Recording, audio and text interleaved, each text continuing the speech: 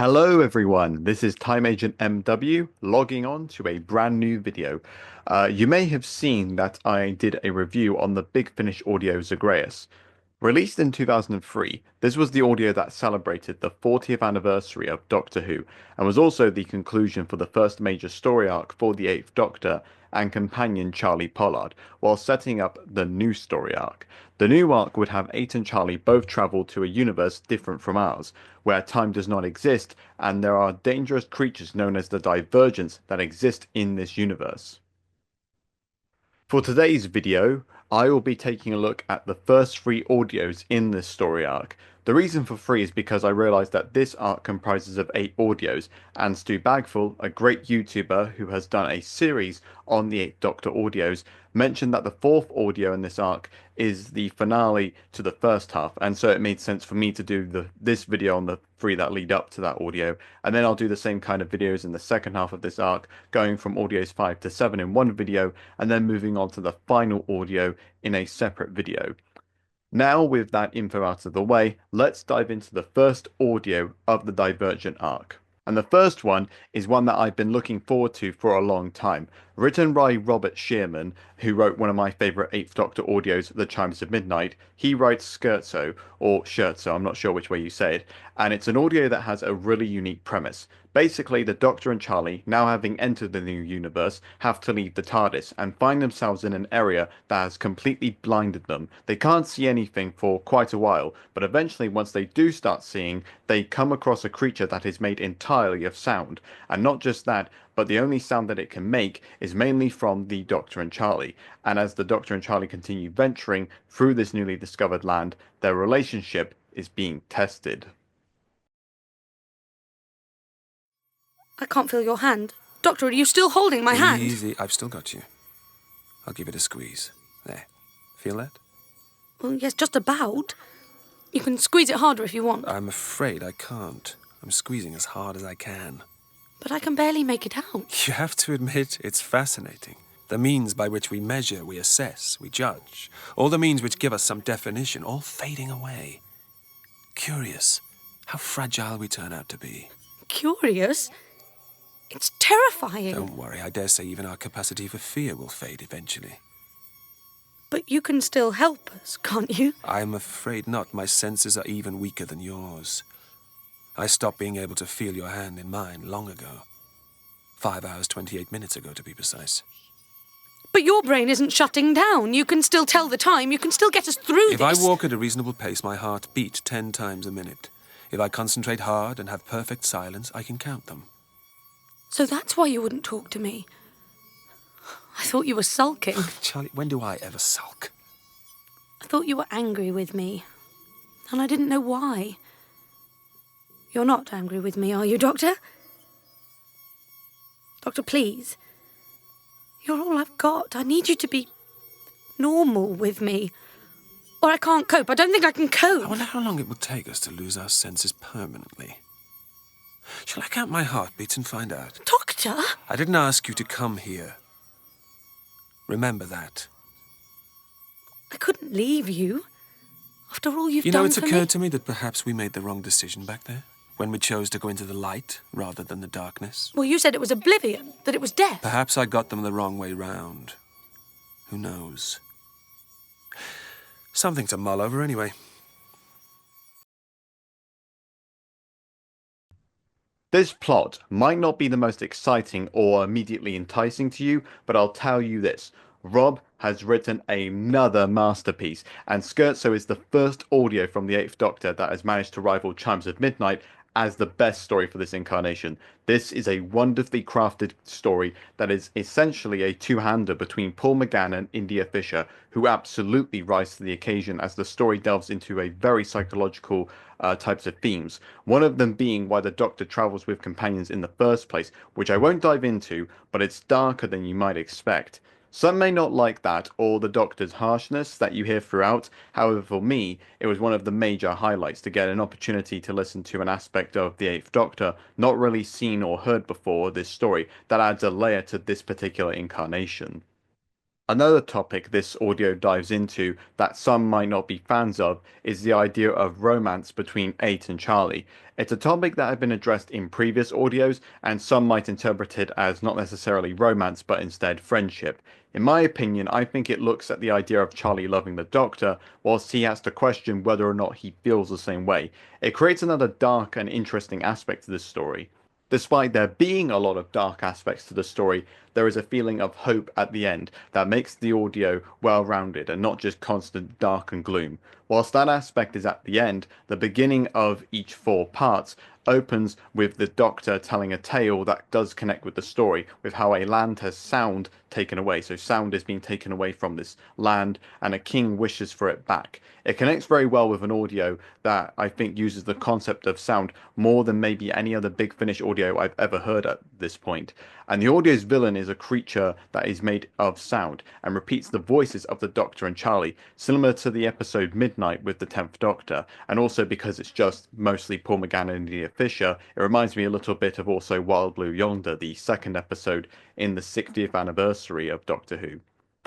And like that episode, and like Midnight, it can also be a very creepy story of Doctor Who that has the Doctor being not only fascinated by the creature, but also the new universe that he and Charlie have entered. It can be viewed as a twisted enjoyment, and despite Charlie struggling with how she can't see and is scared, the Doctor has this interest in an entire universe that he has yet to experience before, and that's where his focus is drawn to more. Another horror aspect I knew and thankfully did before diving into this audio is that this audio does contain jump scares, and I myself am not the biggest fan of them, with me not liking a lot of loud noises and being startled like that. I get startled quite a lot by jump scares, and as such I did turn the volume down a little bit, but I also say that the jump scares do make sense in Scherzo. The creature is made of sound and it's evolving as the story progresses, so it's not used to sound and adjusting it, so it's naturally going to have the volume go from quiet to suddenly very loud. Therefore, I feel it's justified when they do pop up. I know that the concept of sound being used and the location does have fans believe that this story could only be achieved on audio. And I could honestly go on and on about what makes this audio so special, but all I'll say now is just that it's a fantastic two-hander filled with creepiness and showcases quickly the endless possibilities of the Divergent universe, which really intrigues both the listener and the Doctor with morbid curiosity. It took, of course, the same writer of Chimes of Midnight to make another audio that could rival as the best for the 8th Doctor. Only Robert Shearman could rival Robert Shearman. The next audio has the opposite reception for most, but is still an important one to discuss. It's called The Creed of the Crumman, and it has Charlie and the Doctor encounter a mysterious figure called the Croaker, played by Stephen Perring, who meets with them throughout the Divergent Arc, and helping them to get to various locations within each audio of the Divergent Arc. The location they enter in this audio is the Interzone, which is a fearsome netherworld protecting a zone ruled by the Crumman, an insect-like species. In a land of dust and dying trees are spheres that look like giant anthills, and the Doctor believes that in one of those spheres is where he can find something personal to him that I won't give away for spoiler reasons. The reason I mentioned this audio was important to discuss was because it introduces a brand new companion for the Doctor, Cariz, played by Conrad Westmus, who is an I'm not sure how you say it. Utermeson, I'm not sure how you say it, but it's a species that can camouflage themselves. And I'm going to play a clip of when Cariz meets the Doctor and Charlie for the very first time in the story.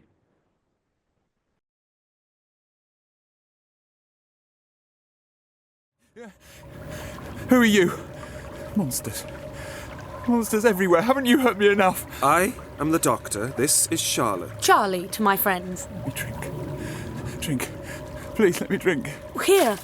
Oh, no cup, just my hands. Again. More. Let me go under the waters. I need to drink deep. All right. Stop him. He's trying to drown. Hey, keep still. What are you doing? We're trying to help you, stupid. We won't harm you. Stop, please. Please, stop this. What have you done with Lyda? Lyda? What? Who's Lyda? I can't bear being without her. Oh, give me the elixir if that's what I must do to be with her. Doctor? Wait. This elixir of which you speak, what will it do? Make me a king. King Keres. You don't really want that. Don't I? You were running away. Not exactly a kingly attribute. Charlie! I wanted to find my home. My piece of land, my village, but it's all dust. Oh, Lyda. Lyda. Who is Lyda? It's a woman I was to join with for life. Did you escape from one of the biospheres? Alphasphere. I got free. They hunted me down. I stumbled, fell, knocked myself out. They must have thought I was dead. They're coming back. I can hear them. It's just the wind blowing dead tree branches. Who was it sent that gunship after you?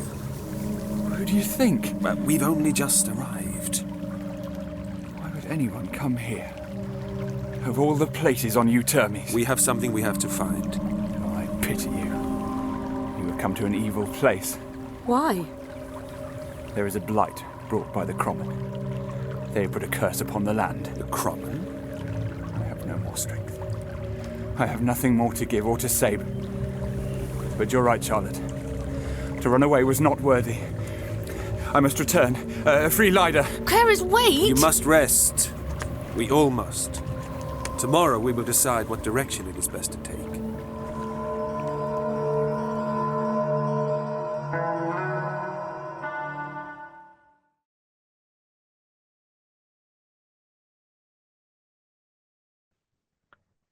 As I said previously, this audio has had a very negative reception, despite it being written by Philip Martin, who had previously written for the Sixth Doctor on screen with Vengeance and Varos and Mind Warp, which have been received as some of the best on-screen stories for the Sixth Doctor. However, I don't personally adore those stories, and this audio was one that I didn't hate, but I can see why people aren't very fond of it and why it's seen as a bit of a weak point in the monthly adventures. It reminds me of how the next audio after the Chimes of Midnight is Seasons of Fear, which isn't massively adored. However, the difference with that audio and the Creed of the Crommen is that Seasons of Fear has been more acknowledged, and I think it's a highlight of the Eighth Doctor audios. Personally, for me, I think Seasons of Fear is a really solid audio, kind of like Stephen Moffat writing for the Eighth Doctor with how timey-wimey it gets. Definitely recommended. However, Creed of the Crommen, meanwhile, is just not that very interesting. It's a generic story of the Doctor and his friends rising up against evil aliens controlling another species, and the evil aliens are bug-eyed monsters, which co-creator of Doctor Who, Sidney Newman, didn't want. And if you didn't do anything particularly different to these aliens, then you can understand his point as to why they shouldn't be in the show in the first place. The Crommen just have the usual alien filter voice and don't have anything crazy or unique about them, which can result in them being difficult to discuss. But I didn't hate this audio, and one thing that intrigues me a bit is the new companion Kariz. Not only is his species unique with the color changing to camouflage, but you also have Kariz being best compared to, I think, the companion Turlo. That's the best comparison I would have. And that's because, like Turlo, he has this edginess to him that doesn't make him the easiest to approach, especially to Charlie, who he just calls Charlotte. And his backstory is a bit tragic, that makes him a companion that I would like to get more time in the audios, more time to develop. And I also mentioned the character of the Croaker, who, like Kariz, I'm interested in listening to more of, thanks to being this psychologically intimidating character who probably has more info than he is saying to the Doctor. And getting to listen to him throughout the next audios will help connect the Divergent Arc even more. But he's only a small aspect in an audio that, whilst not terrible, brought in the opposite effect that Scherzo had, which has this endless possibilities of an entirely different universe, whereas Creed of the Crommen, however, just structured like a typical episode of the show and was just a generic story with not many elements to make it stand out. It's still important to listen to, though, being able to listen to Kariz's introduction to the Eighth Doctor audios. I mean, it's certainly exciting to be able to get to listen to a brand new companion for the Eighth Doctor, besides, just having Charlie, who I really enjoyed listening to, but it's also nice to have a new, refreshing person travel along with the Eighth Doctor, and now we have a unique sort of TARDIS trio that I'd be definitely interested in listening to more of as I go through the next section towards the monthly range. Third and finally is The Natural History of Fear, written by Jim Mortimore. Unlike the previous audio, this audio goes back to the experimental nature of Scherzo, which was also a very positive reception. The experimentation even comes down to the plot description on the Big Finish website, which doesn't really describe the plot at all. Instead, it has a text that says what is a criminal offence in the setting of this audio, which does help with the atmosphere. And the story, without spoiling, has the TARDIS trio cast play 3 different characters throughout the majority, and are in a world that is very oppressed to freedom and free thoughts. This oppressed world has a bit of a meta narrative where the character that India Fisher plays is watching Doctor Who on a TV screen with the intro playing on the screen, which you hear at the start of the audios.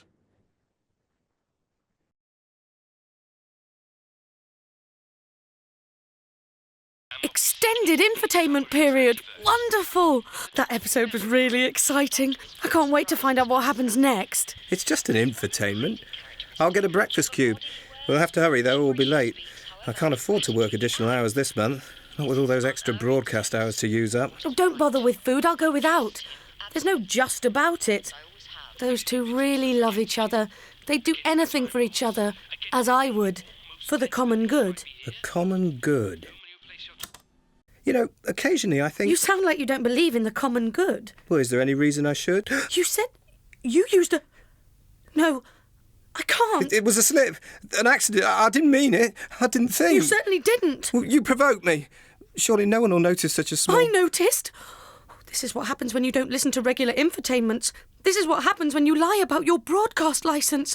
We're licensed to watch more than a certain amount of hours for a reason, you know. And it isn't so you can play the fool with our lives. Well, I know that, but... I should never have listened to you. I should never have let it go on for so long. Look, I only meant I was blinded by love, of course, but you don't understand what love is. I do. Real love or real loyalty. I do love you, And now this use of questions. It was just one question. Questions breed questions. You know what happens now?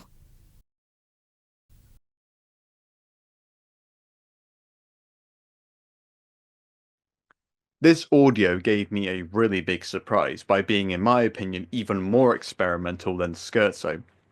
Probably because I knew a bit about that audio, it meant that I was going into Scherzo with the feeling that I was both excited and had some level of expectations as to what I was getting into. With Natural History of Fear, I went into it with not fully knowing what was going to happen, and the conclusion and use of the TARDIS trio did surprise me. I'll say that you shouldn't go into expecting the TARDIS trio be the characters that we follow in the majority of the audio being played by the same actors. Like, the twist is that, oh, these are these characters that we've been following in this audio. Turns out they're the Doctor, Charley, and Cariz, but they just had their memories wiped and they're playing these different characters. You know, they've had their memories changed and altered.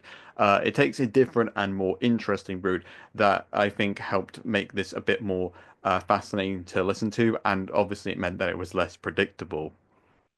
If I was to best compare this audio to any Doctor Who story, the best comparison would be Ghostlight, a story from season 26 that I don't fully understand, but respect for taking Doctor Who into art house territory, which is what I would describe this audio as. It has great dialogue filled with sophisticated and important mature themes, but because it throws so many of those themes, this audio does become a bit overwhelming, and I would definitely want to listen to this again, which at least shows that I can definitely understand why this one is so highly regarded.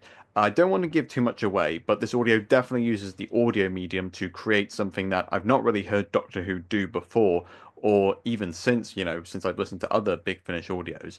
With the TARDIS trio cast playing 3 different characters, they each deliver some of their best performances, in my opinion. As you can tell, they are really digging the material they've been given, with Conrad Westmus, who plays Cariz, showing more of his voice acting talents. Meanwhile, India Fisher delivering another emotional performance, and Paul McGann providing the complexity needed for the character he plays throughout this audio, and showing why he's such a talented actor. The only issue with these performances is that it means that Conrad is not able to give more of his performance as Cariz. It's more in the background there. And it's a bit of a shame, seeing as how this is his first adventure as a full companion since his introduction in, the previous story, Creed of the Crommen. And that concludes my review for the first section of the Divergent Arc. Overall, whilst not every story was a complete winner, we had 3 audios that were varied in terms of plot, structure, and how much experimentation they would take, which at least showcases very well the endless possibilities that the Divergent universe can have. And there's at least one audio that has finally rivaled the Chimes of Midnight for my personal favourite 8th Doctor audio. But where does the journey for the 8th Doctor go now? Well, you'll just have to wait for the next video. But for now, thank you very much for watching. If you want to check out more Big Finish reviews, you can check out my playlist of segments such clips from my podcast. For now, this is Time Agent MW signing out.